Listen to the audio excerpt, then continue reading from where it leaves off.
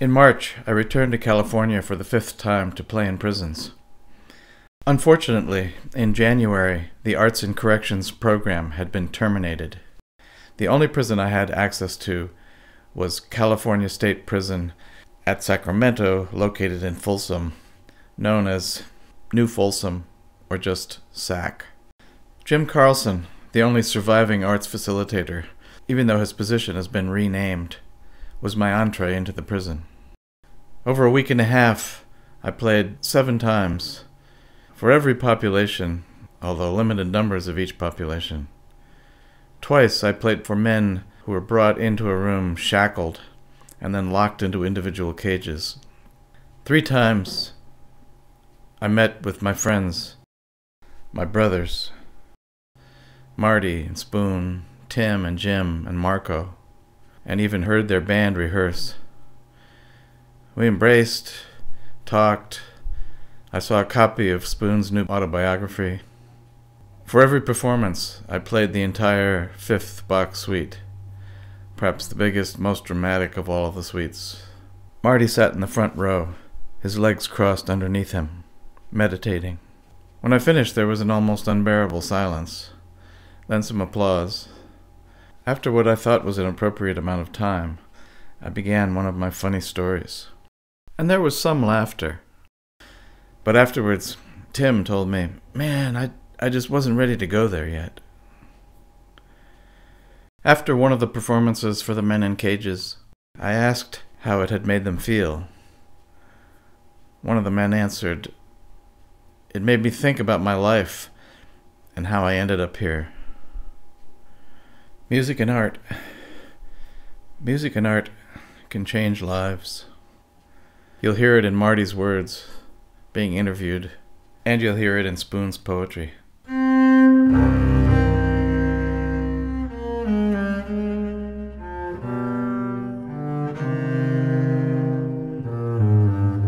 That's a hard question, because I have no real complaints about being in prison, because I put myself here, and I deserve to be here. I got no problem with being here.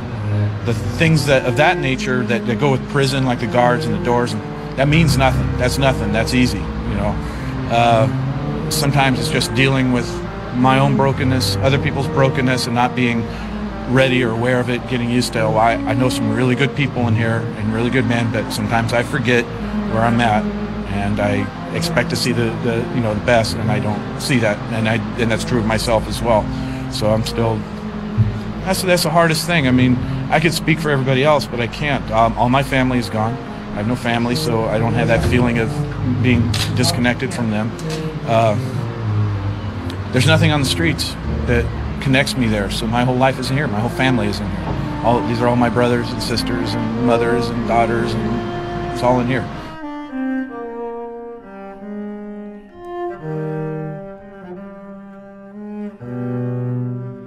When you say you deserve to be here, why do you deserve to be here? Well, I took a life, and there was a time in my life where I felt that the appropriate response to that would be to take my own life, or for the state to take my life, or for somebody else to take my life. But the truth is that I owe the universe a life. I do believe that, and I can't be dissuaded from that. I owe the universe a life. And the only way that I can be at peace with that is that if I can somehow return my life to the universe. So not where I'm following all my, the selfish crap that got me here to begin with, but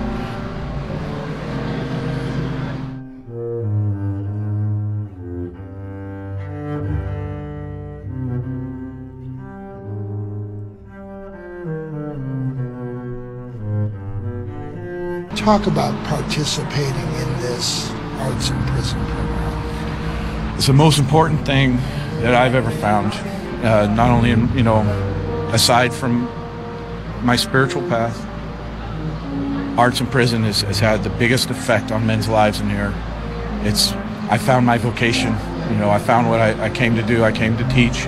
I came to perform, to write, to create, and to help others do the same thing, to inspire them to create.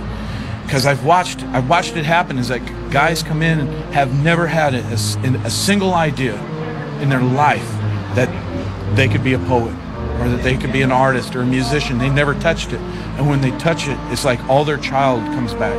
All the child that got beat out of them or raped out of them or whatever happened to them, where they lost connection with that, it all returns to them. And they all of a sudden they have a little bit of wonder.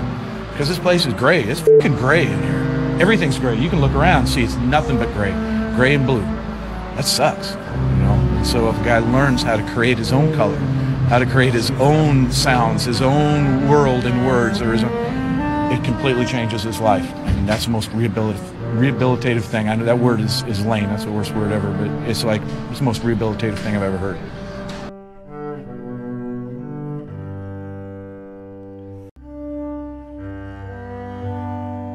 Why should people who are outside these walls and this wire care about this program?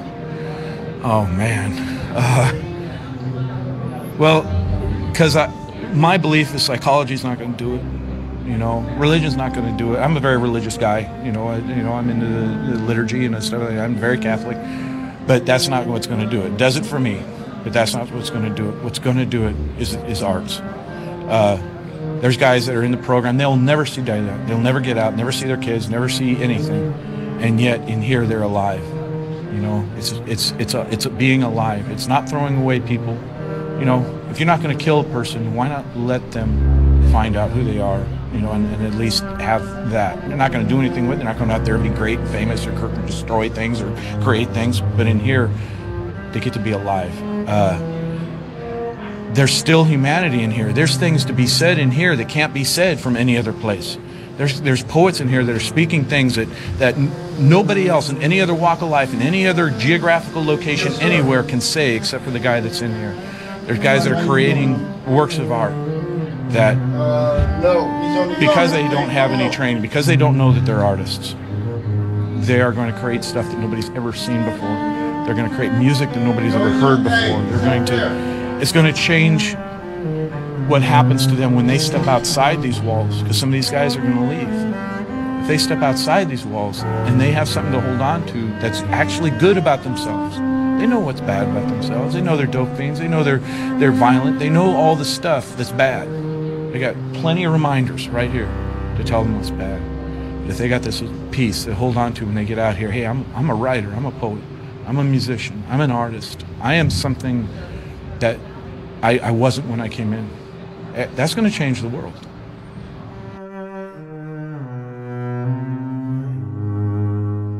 Beauty in cell bars. There's beauty in cell bars. Not because of the bars, steel that surrounds us. Not because life doesn't bend to our every whim. But because of the projections we place onto our worlds. The judgments, the I can'ts. The trying to please everyone while not pleasing ourselves by seeking the beauty on the outside that is surely within. Prisons are created internally and are found everywhere. It's all within ourselves, this paradise you go to of beauty and love. There's peace where along with the eagle you may soar. A place inside that was inspired from the inner and above, which are one and the same. The world may not bend to your every whim, but it will flow wherever you want it to go. There's beauty in cell bars.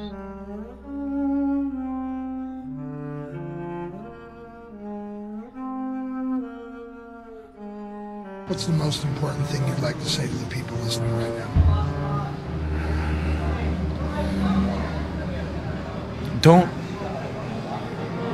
Don't throw people away. Don't throw people away. Don't throw people away. It's just that simple. It's so easy to fall asleep out there and let the government handle this, the government do that. It's so easy to allow that because it's too overwhelming. It really is too big of a problem. What do you do with all these people, with all this brokenness, with all this shadow? What do you do with it? It's too big. All I'm saying is that we don't have to coddle everybody. Just don't throw them away. Just don't throw them away. Because human life is human life. And I don't know anybody who hasn't done something shitty.